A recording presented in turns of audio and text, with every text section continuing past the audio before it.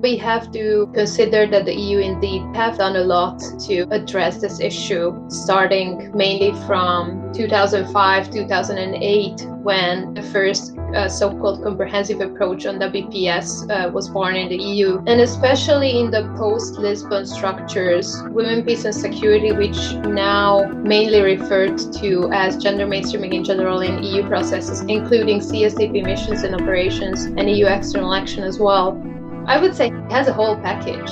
Institutions, mechanisms, strategies, policies in place, and now we have lessons learned gathered from the ground as well. So effectiveness can be in question, but the EU is leading the way and definitely doing a lot to work on this issue.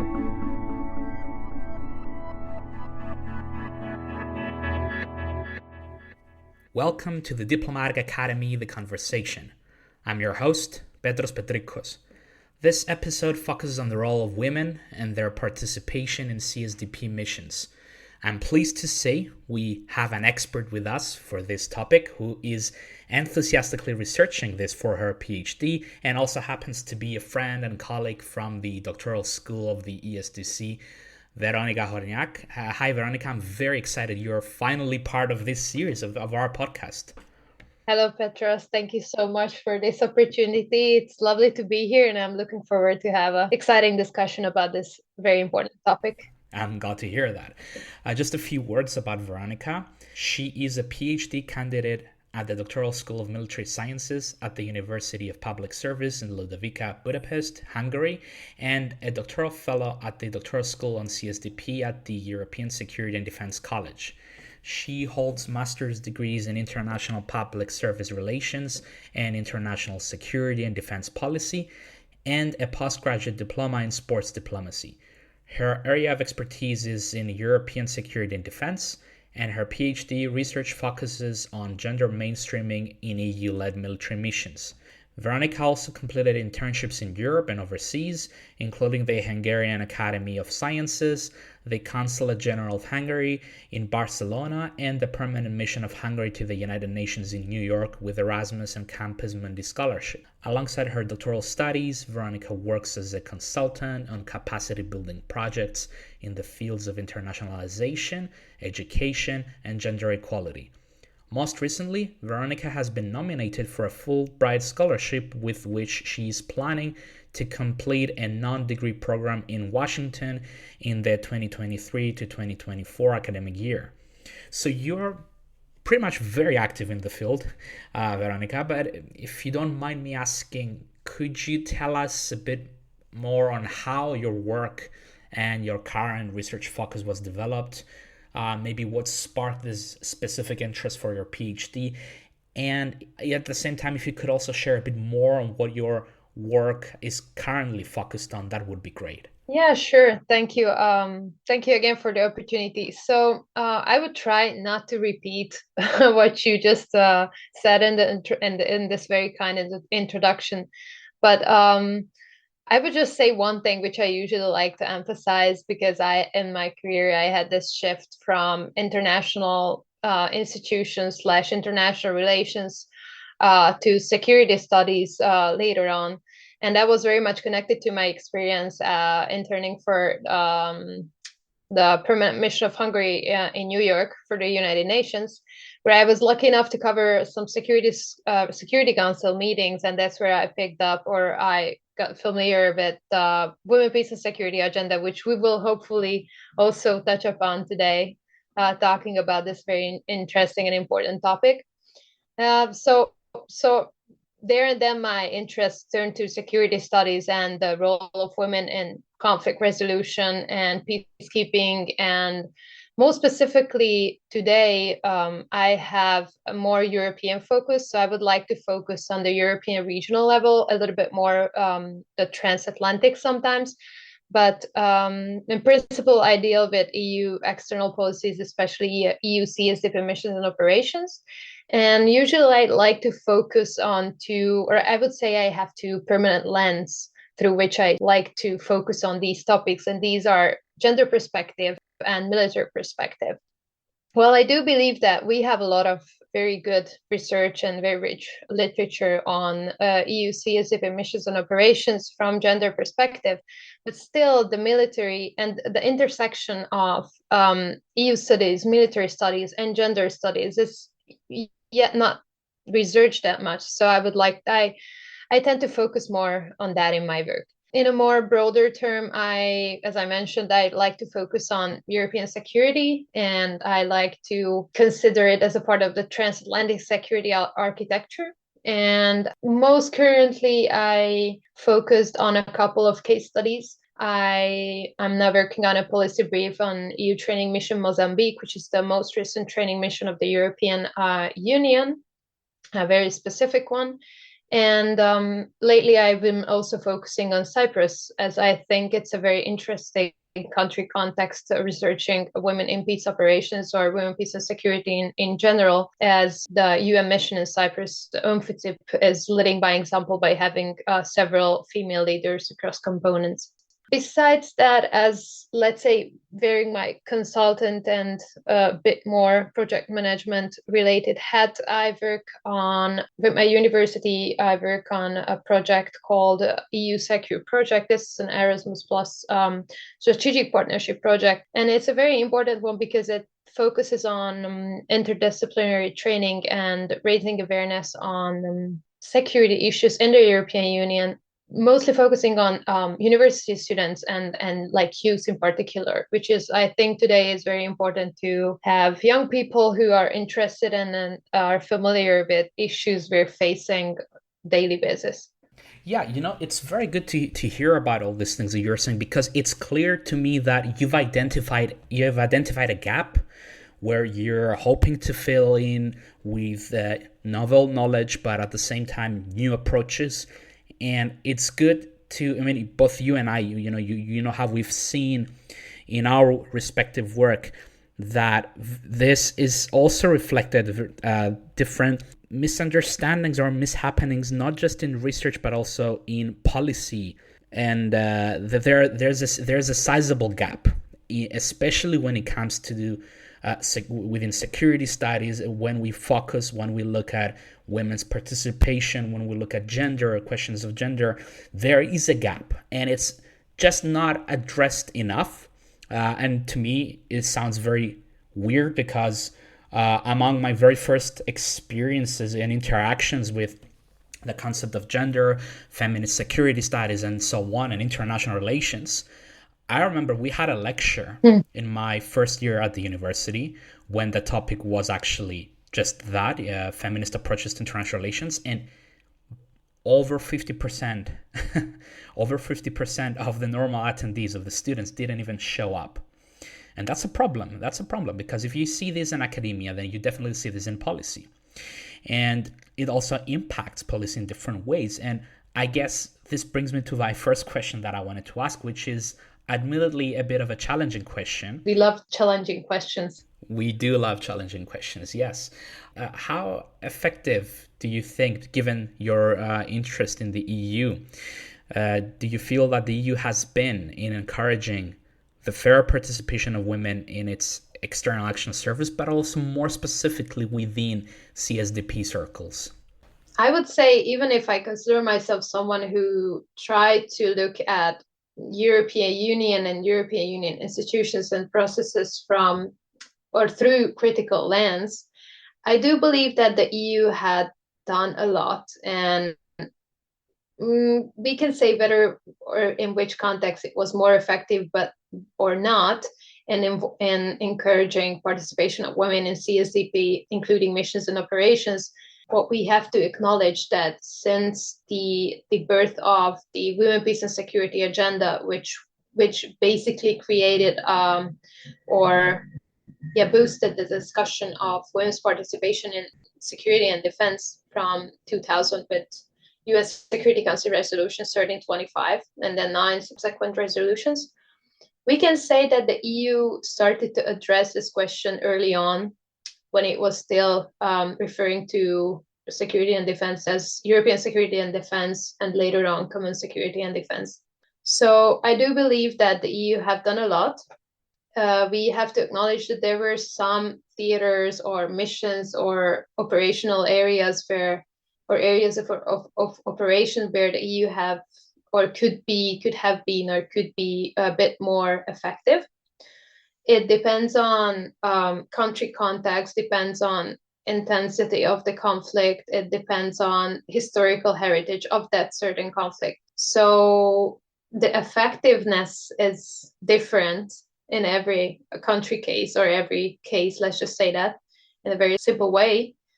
But we have to consider that the EU indeed have done a lot to address this issue, starting mainly from 2005, 2008, when the first so-called comprehensive approach on WPS was born in the EU. And especially in the post-Lisbon structures, women, peace and security, which now mainly referred to as gender mainstreaming in general in EU processes, including CSDP missions and operations and EU external action as well. I would say it has a whole package. Institutions, mechanisms, strategies, policies in place, and now we have lessons learned gathered from the ground as well. So effectiveness can be in question, but the EU is leading the way and definitely doing a lot to work on this issue. I mean, I understand. I mean, I would say that indeed it does depend on the case-specific scenario that we have. Also, the EU is one of the largest providers and aspires now. I mean, in terms of aid, it's one of the largest providers of aid. And at the same time, when it comes to security, it also aspires within its strategic priorities to be a comprehensive and more, reliable security provider, not just for its member states, but also for its partners and associates. So this includes associate members, which is very important.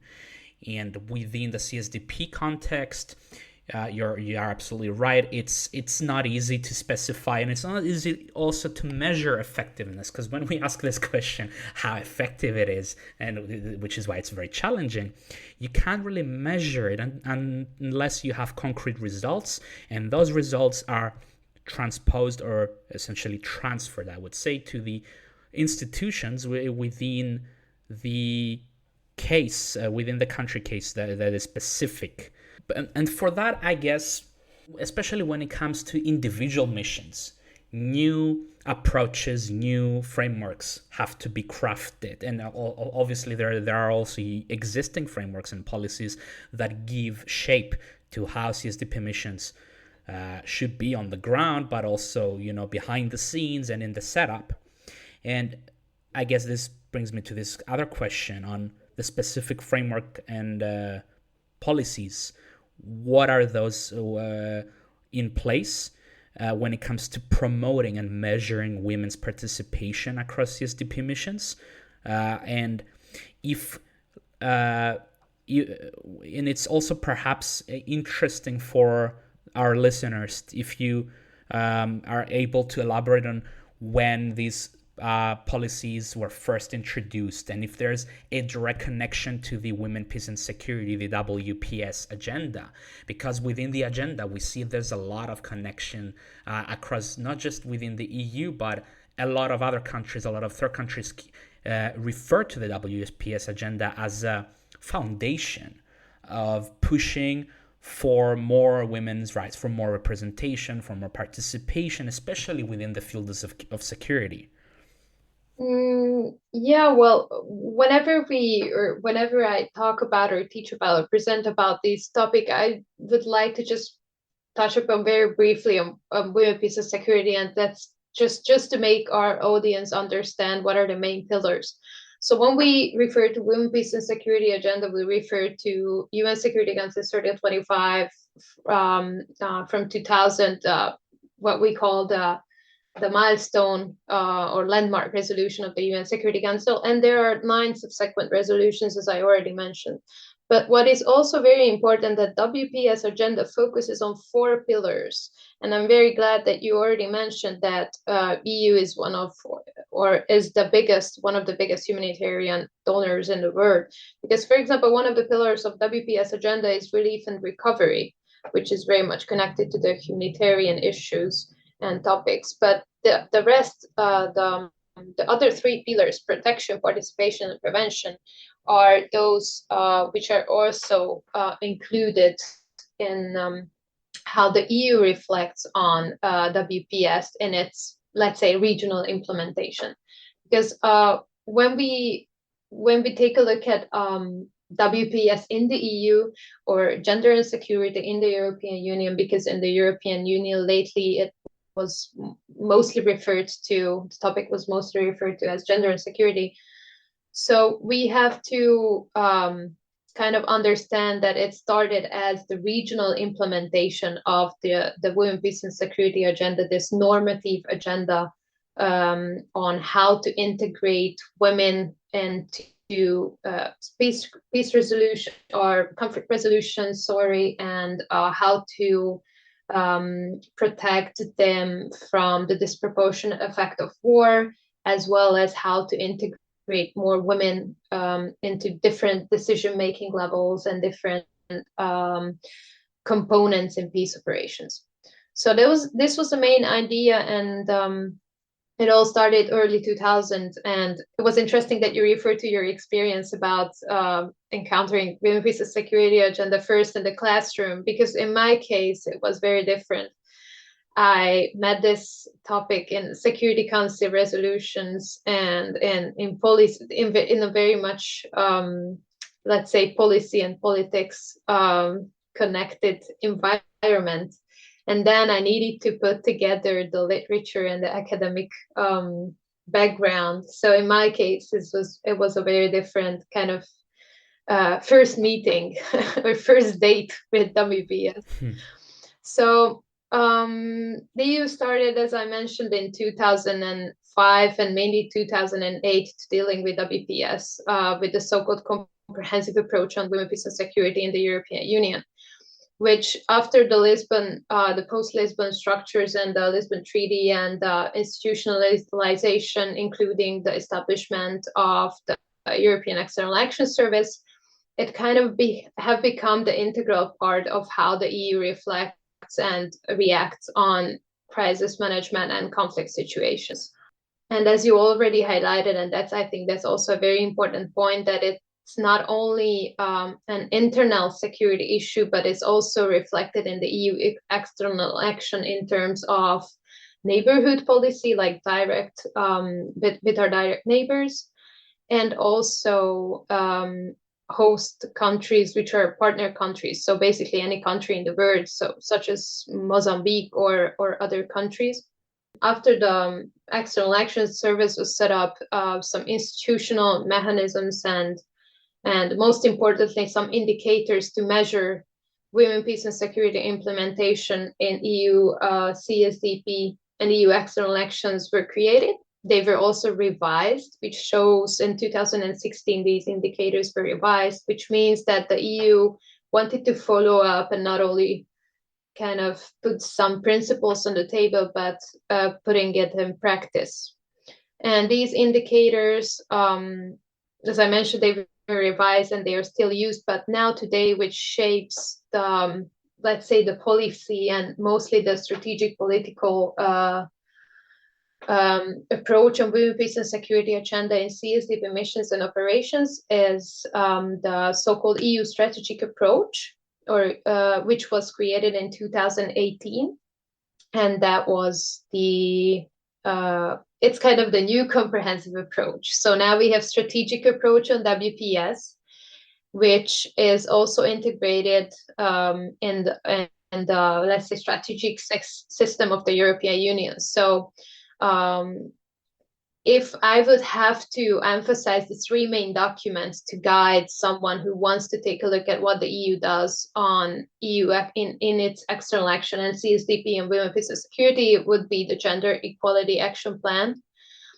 The third one, which goes from 2020-2025 up until 2025, then we have the EU strategic approach from 2018, and we have a very I would say a very operative document, the EU Action Plan on Women, Peace and Security, which refers to the period of 2019 and 2024. And that's kind of the implementation strategy of the strategic approach, where the principles and ideas and guiding principles were translated to a more operational language, a more practical guidance for CSDP missions and operations. So I think this should be the three ones to take a quick look at, and these today are those which are guiding the work on the strategic political level of the CSDP missions and operations. So we have ways of formulating policy. We have ways of even measuring through these indicators that you've mentioned.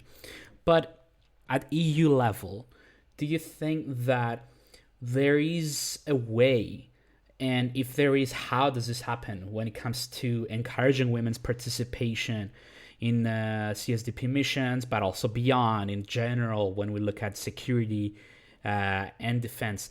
Do you think that starting from the EU level, like a top-down approach, do you think that these policies and frameworks help shape member state local policy, particularly when it comes to promoting and encouraging women's participation in this context? I believe yes, but I also believe that if we take a look at the system of women, peace and security action plans in Europe, we can have two very different kind of approach on this. One is taking a look at how member states are, whether member states has a national action plan, and we can refer to the European Regional Action Plan as one of the action plans in Europe, or we can take a look at the EU Regional Action Plan and then take a look at national action plans as kind of more localized implementations of the agenda. But you have asked about a top-down approach. I would say there is a top-down approach, encouraging member states to send more women, and for example, to send more women in to peace operations and CSDP missions and operations.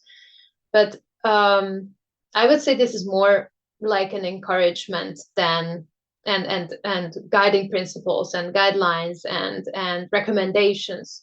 So the EU can't do a lot, for example, about having more women in the Navy, because if we take a look at military participation of female troops in CSDP missions and operations, we see that across all CSDP missions and operations in 2020 it was 7%, which seems to be a very low number. But when we think that military missions and operations are either like currently, for example, EUNAVFOR Med Irini in the Mediterranean, or are mostly like naval missions. And we know that from literature and from statistics that women in Europe are mostly serving in the army, not in the Navy. And we know that across European member states contributing to CSDP missions and as troop contributors, they maybe have between 5 to up until maybe 10% of women in their Navy. 7% across all CSDP military operations is, let's say, a legitimate number. So EU can't really, EU would like to accelerate organic development, which we have experienced since the 70s, 18s, sorry, which took place in several European armed forces, integrating women and opening, for example, different positions. And now in almost all European member states, women are serving in the armed forces, and almost all positions are open for them. But EU has an effect on this organic development with policies, recommendations, and that's, as I said, more like an encouragement, but can't accelerate significantly the organic development of the integration of women in the armed forces. So now, for example, in Hungary, we have our first general, female general in the armed forces, but obviously generals are not coming to our forces just, you know, from one day to the other. So we kind of need to be patient and have the right amount of push and encouragement for member states, helping those women who decided to serve in armed forces and to kind of help their way to be able to get there and to be able to participate as female troops on the ground in CSDP missions and operations. So sorry, that was a long answer, but short answer is the EU does do a lot. It encourages member states to do a lot, but also when we want to take a look at numbers, we have to be patient with, I would say, with ourselves and with our female troops, because they need time, because they just, and when I say just, I refer to, as I said, 1970s, 80s, when they started to open armed forces to women. So we need to be patient, helping this organic development and helping the career of female troops and female uniform personnel to actually get there. And it's not going to be a short, this is not a short-term goal. It's a long-term goal for sustainability. Well, for one thing, I recognize that is especially because in the past this framework, this structure in place did not exist at all, and even before then we didn't even have women in the military. It makes sense for us to be, to have this need of being patient, and then so that we get to see more concrete results. And it's good to hear about how you have a very good understanding of what the structures are in place. But I'd like to ask you about, how would you describe women's role in CSDP missions? How do you view it? How do you understand it specifically? I like this question because this gives room for us to discuss the individual perspective of women on the ground, which sometimes, as I experienced during making interviews with women on the ground and with policy makers, sometimes I believe that there is a different perspective what we feel that we need to do for women on the ground, and then what they actually need when they are on the ground.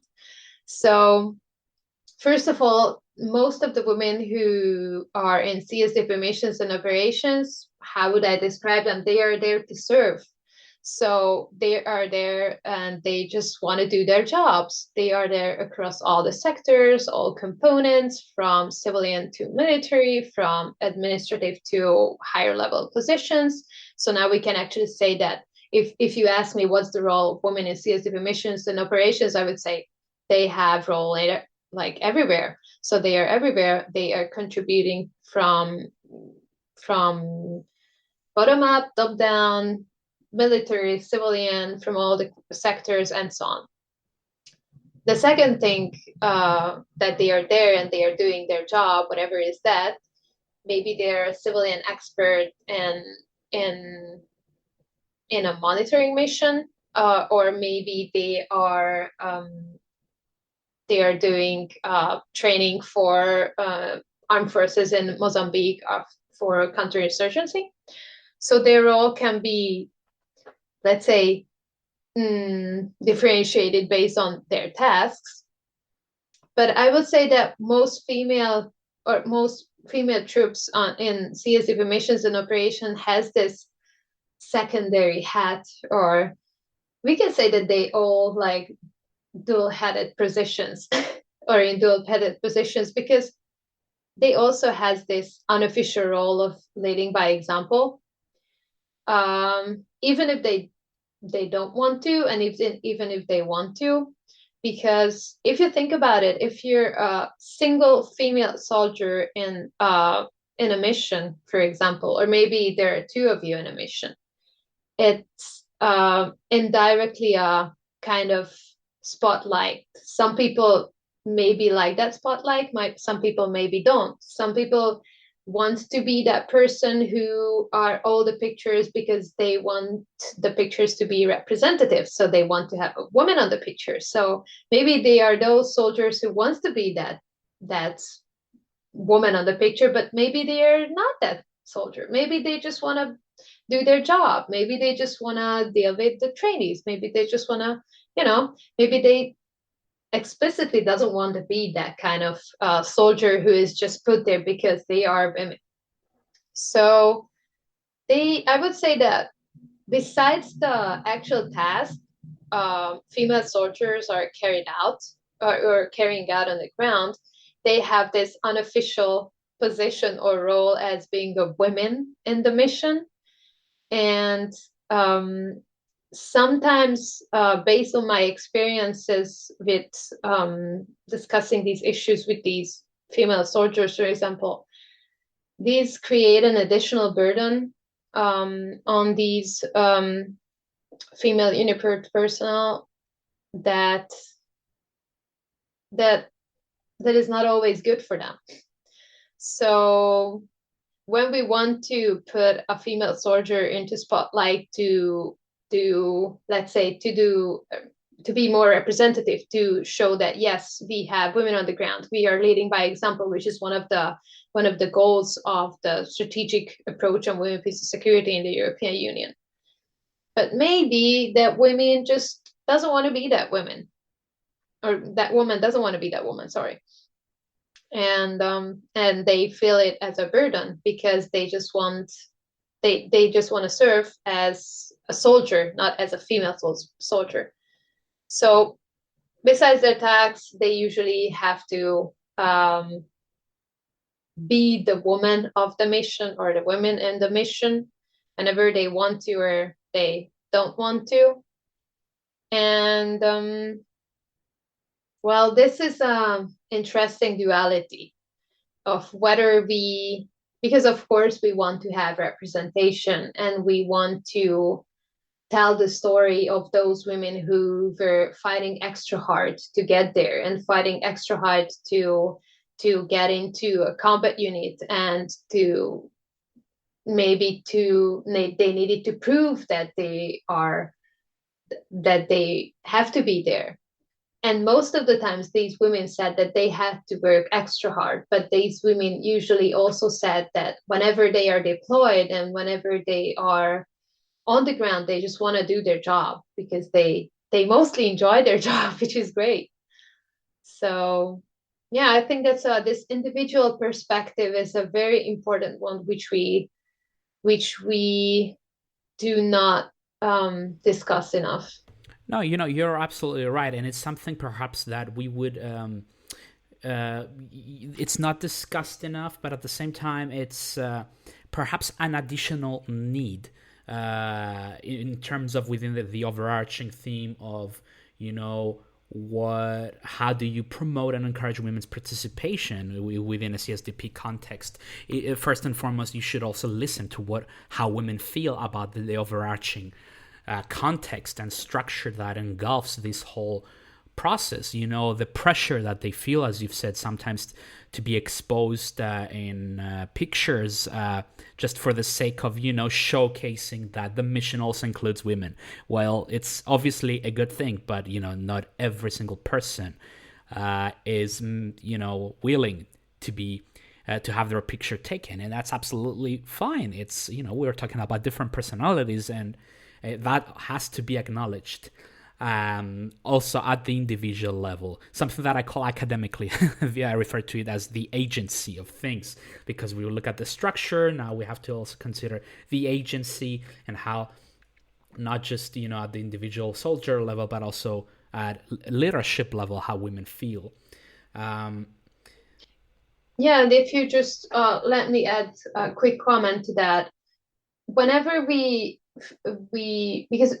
whenever we talk about CSDP missions and operations, and I'm specifically looking at military missions and operations, and when we talk about military, we have to consider the nature of military.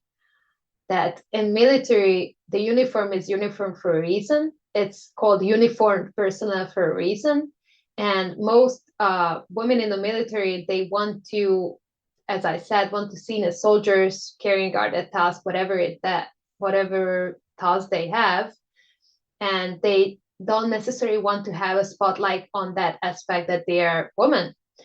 So I think that's only the thing that we really have to consider, especially in case of military missions, that the nature of military and armed forces is not necessarily a place where you want to emphasize your uniqueness in something, because that's not the nature of the armed forces. The nature of the armed forces is that everybody has a job, they're a team, everybody's kind of uniformed. I don't want to use the word conforming, but I want to emphasize that in some cases, this can be a backlash for team coherence, for example, and and for these things. So yeah, I just wanted to add that because I experienced that this is sometimes the case for female troops.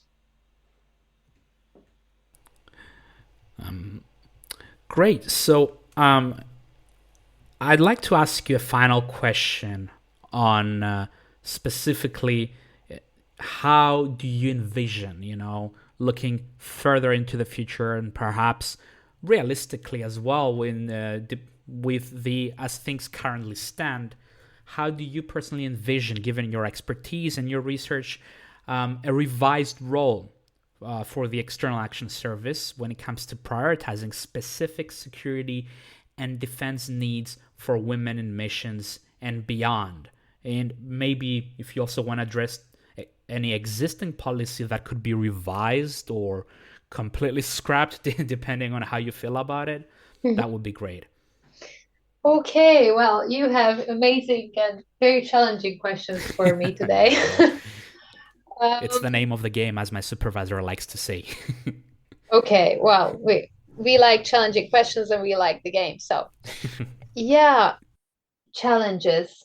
Well, EEAS and the whole EU, I think now is facing a lot of challenges in general, not only in terms of gender mainstreaming, and obviously I won't get into all the security related issues going on in European regional, let's say European region in terms of security and defense, but I think all experts and practitioners who are working with security studies right now say that we have a moment or a period where everything is going on and we have room for improvement alongside a lot of challenges.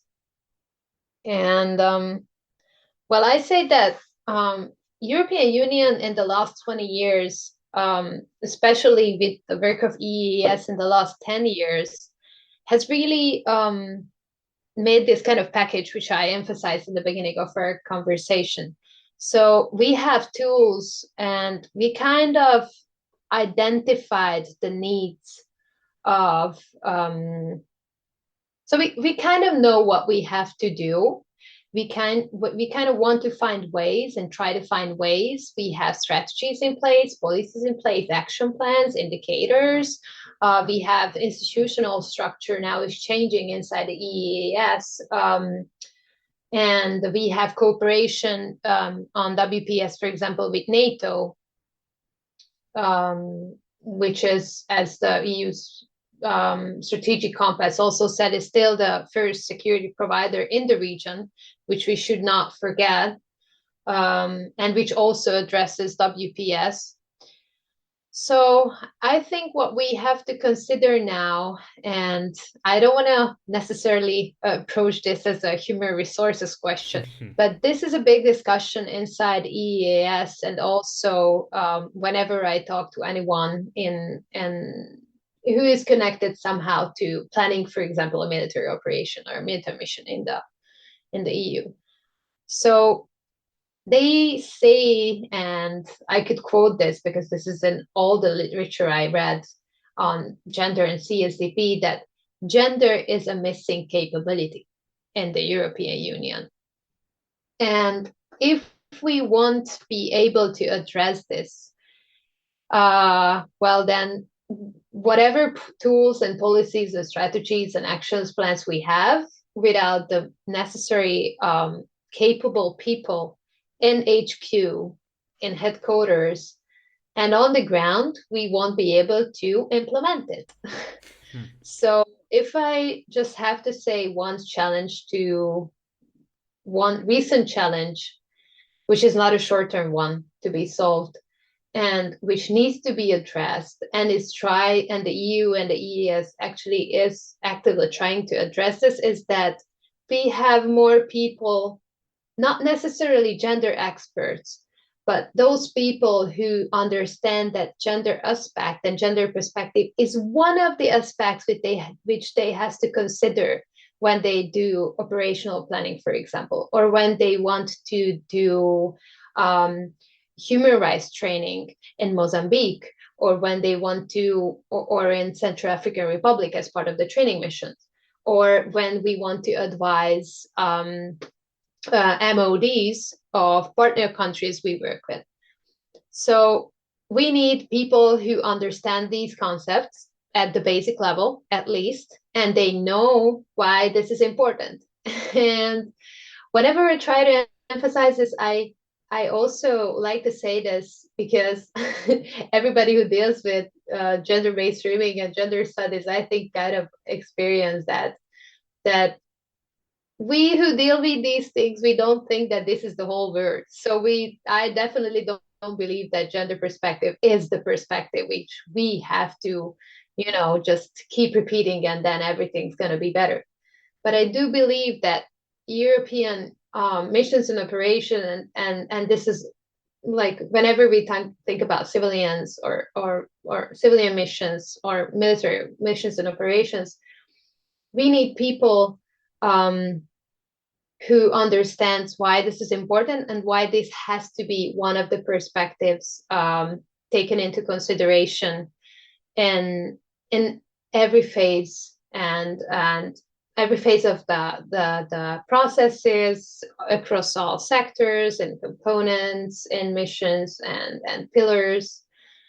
So whenever we say that gender is a missing capability, European Union tries to focus on having more gender advisors, like full-headed gender advisors and missions, which is now in place. So almost all CSDP missions and operations has gender advisors, and we also try to put gender focal points and across components and missions and operations who are responsible for having that gender perspective or gender sensitive approach across that mission. But as far as I see now, I still have to write my PhD, but as I see it now, this is not necessarily the answer, especially that my perception now on gender experts is like exclusive gender expertise deployed in missions, as they are the gender experts are mostly coming from humanitarian settings, and they are very knowledgeable on human rights issues, civilian aspects, but we are still lacking those gender advisors, and I don't want to say completely, but in general. So I would say we miss gender capacities who has security and defense background. Absolutely.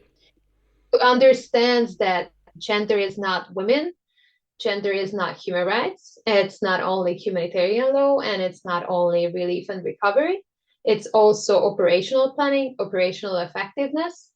And I mean, I was struggling with this because I myself, as a civilian in the Doctoral School of Military Sciences, I needed to go through all the, let's say, all the hard military studies subjects and classes, and it wasn't easy, but it was much needed, because if I don't have that, I would still only have this policy based approach from the UN, from a civilian side, which is very important, but definitely not enough.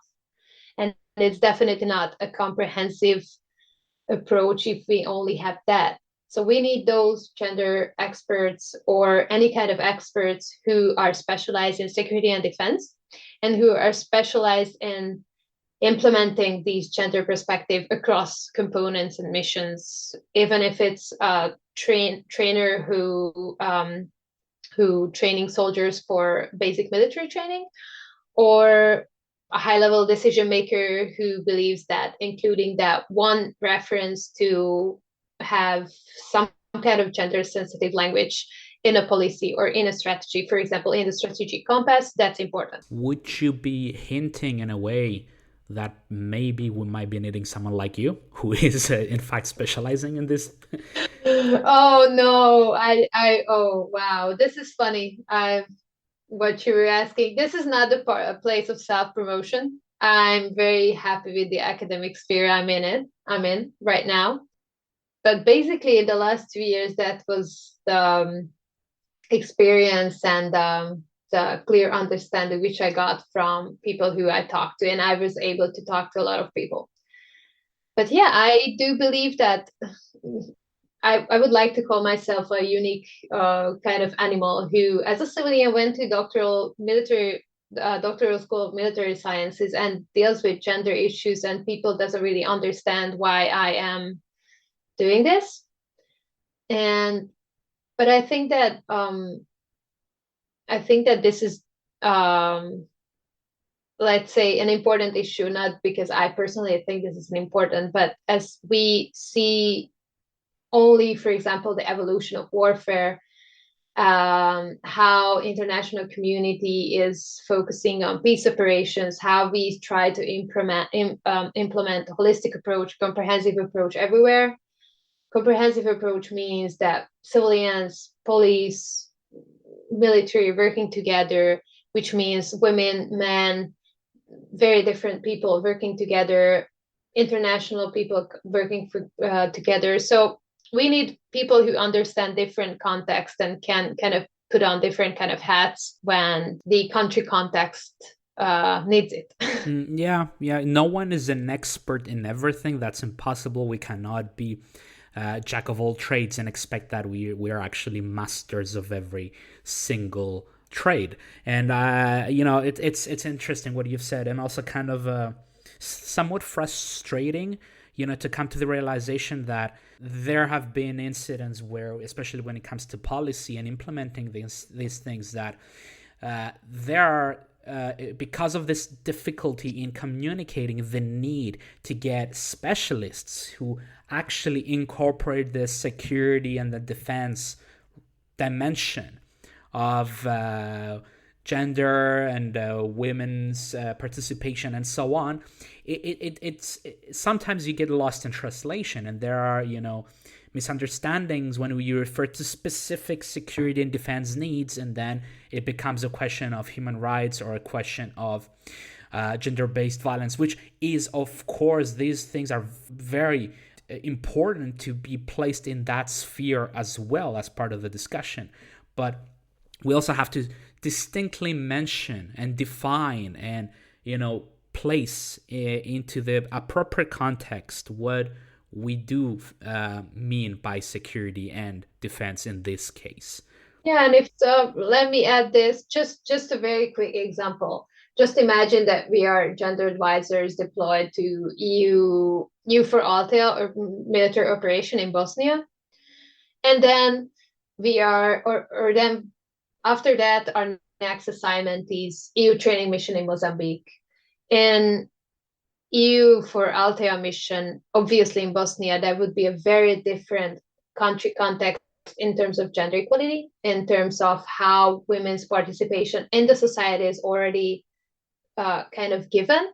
And then putting ourselves into the other side of the world where maybe, especially in African context, we usually work, our European Union, we usually work with countries where women have very different physical security, including physical security needs. So it's a very different position to be gender advisor in let's say Bosnia or EU-lex Kosovo civilian missions than in EU training mission in Mozambique, where we train special forces for counterinsurgency and counterterrorism operations. So it's all based and depend on country context. And yeah, we need people who are able to understand this and are able to make people around them understand this and the importance of this issue. Yeah. And of course, contributing to the security needs of each specific case and making people safe is also a priority. Exactly. So with that being said, I'd like to thank you so much for all the insights you've provided, the very elaborate definitions, and putting us into a better context and helping us understand what the gaps are, how you view the whole situation, and it's really good to keep, I'd like to keep looking at these things, and because it's very important to encourage people to become aware and be part of this conversation constantly. I'd like to thank you so much, Veronika, for your time, and I wish you all the best in your work. Thank you so much, and thank you for the audience. I hope that they are inspired to take a look at this on their respective field. And thank you, Petros. This was fun, and all the best for you too.